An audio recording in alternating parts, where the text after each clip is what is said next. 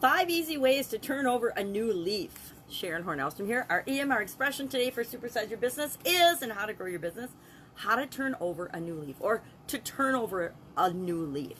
Now, this is an idiom or expression. It came from the 16th century, and it actually comes from the printing industry, where when books became printed instead of written out on scrolls, they called the new page leaves. They called the pages in a book leaves. So if you were turning over a new leaf, you were going to a new blank page. Now, of all the journals and things I have in my house, I don't have a single one with blank pages. I need a sketch pad for that. So I just used one I had on hand to share the visual idea of this. Well, what does it mean? You know, it doesn't literally mean take a leaf and turn it over or turn a page in a book, although it sort of means turn a page in a book. It means to start over, start anew. It's used to signify that you are going to change your behavior, normally for the better, but for a time it meant you just change your behavior, whether it was worse or better. But now most people say when you're going to turn over a new leaf, you are going to change your behavior or change something you've been doing or something you have control over for the better.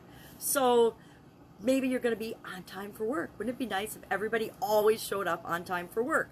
Or maybe you're going to meet your commitments. You can actually do what you say you're going to do. And the people that you work with are going to do the same, because you're going to set a great example for them. Maybe you're going to stop a bad habit, you know, drinking, eating too much junk food, drinking too much caffeine, alcohol, tobacco, anything that you consider a bad habit. Maybe it's not taking care of yourself or exercising or keeping your energy up so that you can turn over a new leaf. Now, this is part of our series to talk about idioms that have something to do with changes and challenges or obstacles to coincide with this month's free Get Up and Go challenge. So what are some easy ways that you can turn over a new leaf, that you can start over again?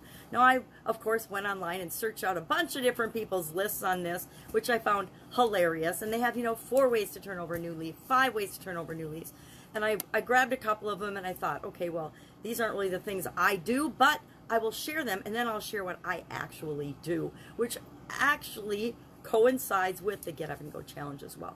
So what are 5 ways to turn over a new leaf? Number 1, do the opposite of what you're doing right now. So if you want to be on time for work and you're always late, figure out why you're late and then do something to solve that problem. So if your alarm clock, or you sleep through your alarms, get a second alarm clock. Find a way, or ask somebody to wake you up. Find a way to do the opposite. Find a way to get up early to guarantee that you're always going to be on time. Leave a half an hour earlier. I used to do that when I worked in corporate America. I worked across a metropolitan area, which meant a long commute, but you could never depend on what was going to go on with traffic. So what I did is I got up really early, like at 3 o'clock in the morning, so that I'd be into work at 4, knowing that the commute was shorter with no traffic, and I was never late. I was always there hours before other people, which allowed me the opportunity to meet with all the shifts that reported to me, as well as getting more work done in a morning than most people would get done in an entire week due to all of the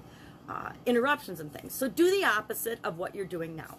Number 2, just stop. Just stop doing what you're doing. Go cold turkey on those habits. I did this with diet soda. I gave up diet soda cold turkey in August 1st of 2010, and I have yet to have a sip of pop or soda since then. Now, I also gave up caffeine and coffee for 5 years, but then I found out it was good for me, so I turned over a new leaf and I started drinking coffee again. So see, you can use it either way. What's another way? Our third way to turn over a new leaf is just write it down. Write down your goals and the thing that you want. Focus on what you want, not on what you don't want, but actually write it down. My father was a big believer of, and pounder in all of his daughters and grandchildren, that you need to write things down, whether it's documenting your life in journals, whether it's taking notes. You have to write things down because it reinforces the learning for you. Number 4, just walk away. If it's a relationship or something that you need to change or turn over a new leaf, or if it's a habit or a behavior, just walk away from it. If you have a challenge with alcohol, for example, just don't go to the bars. Walk away. If you're tempted, do something else. So physically do something that helps you to turn over a new leaf. And number 5, phone a friend, pour tea for 2 and have a conversation. Talk to somebody, ask for help, search out help to get advice from people that have changed in the direction you want to change before. So those are 5 that I got from the internet, which are all good ideas and things that I've actually had experience with. There's another list of 5 things. Identify the negative habit that you want to change. Recognize the root cause, or what's really causing you to behave in a way that you want to turn over a new leaf and change.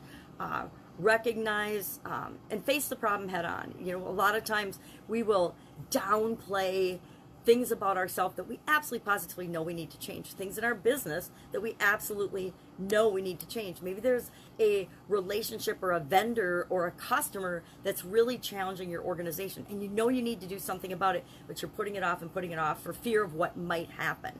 I did that for a year with one of my customers in my Italian food manufacturing business, and it was a huge mistake because it had a negative impact on the internal workings of our organization that lasted much longer than the year of pain that we went through with that customer after we let that customer go.